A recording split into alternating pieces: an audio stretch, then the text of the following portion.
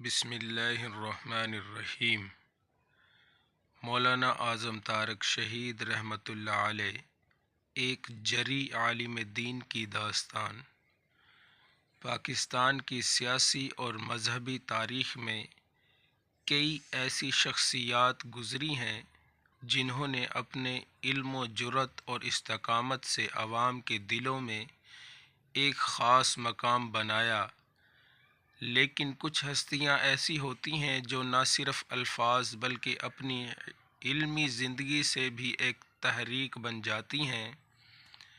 مولانا اعظم طارق شہید بھی ایک ایسی ہی شخصیت تھے جنہوں نے حق گوئی، جرأت، قربانی اور عوامی مقبولیت کی ایسی مثالیں قائم کی جو آج بھی زندہ ہیں۔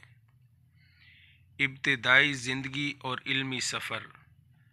مولانا اعظم طارق 28 مارچ 1962 کو تحصیل چیچا وطنی ضلع ساہیوال کے ایک علمی اور مذہبی گھرانے میں پیدا ہوئے۔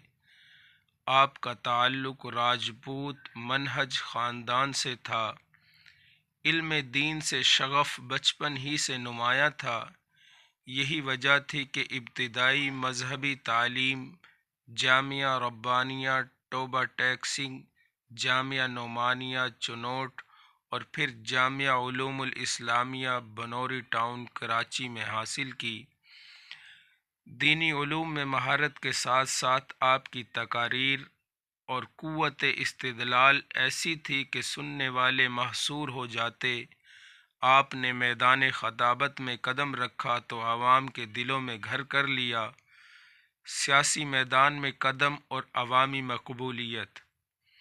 مولانا اعظم طارق کی سیاست عام سیاستدانوں جیسی نہ تھی۔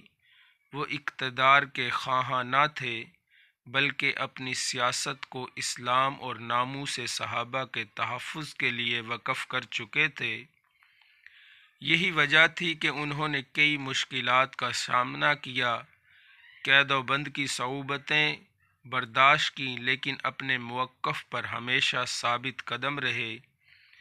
یہی استقامت تھی کہ 1993 میں جب وہ جیل میں تھے تو جھنگ سے قومی اسمبلی کا الیکشن لڑا۔ عام طور پر سیاستدانوں کے لیے الیکشن مہم چلانا، عوامی جلسے کرنا اور ووٹر کو متحرک کرنا ضروری سمجھا جاتا ہے، لیکن مولانا اعظم طارق کی محبت عوام کے دلوں میں ایسی جاگزیں تھی کہ انہوں نے بغیر کسی جلسے کے، جلوس یا خود الیکشن مہم چلائے ہی بھاری اکثریت سے کامیابی حاصل کی۔ اور پھر تاریخ نے ایسا منظر دیکھا جو کسی فلمی کہانی سے کم نہ تھا۔ جب وہ جیل سے رہا ہو کر عوام میں آئے تو محبت میں لوگوں نے ان کی گاڑی کو اپنے سروں پر اٹھا لیا۔ یہ ایک ایسا ناقابل فراموش لمحہ تھا جس میں ہزاروں لوگ مولانا اعظم طارق کے استقبال کے لیے امڑ آئے۔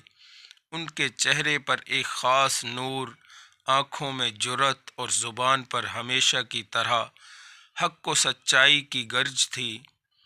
قید و بند کی صعوبتیں اور والد کی نصیحت۔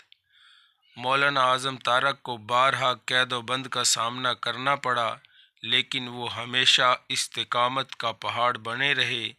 ایک مرتبہ جب وہ جیل میں تھے تو ان کے والد محترم نے انہیں ایک تاریخی نصیحت کی جو آج بھی مجاہدین اسلام کے لیے مشعل راہ ہے۔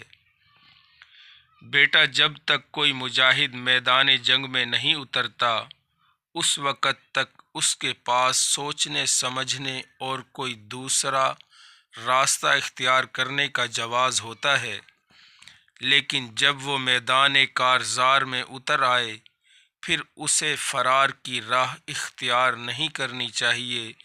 لہٰذا اب تم ڈٹ جاؤ اور کسی بات کی فکر نہ کرو، زندگی اور موت اللہ کے ہاتھ میں ہے۔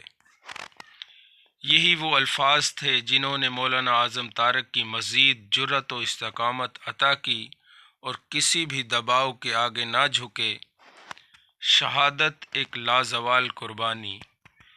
مولانا اعظم تارک کی زندگی مسلسل حق کی راہ میں آزمائشوں سے گزرتی رہی، اور پھر وہ گھڑی بھی آئی جب ان کا خون اسلام کے مقدس مشن پر نچھاور ہو گیا۔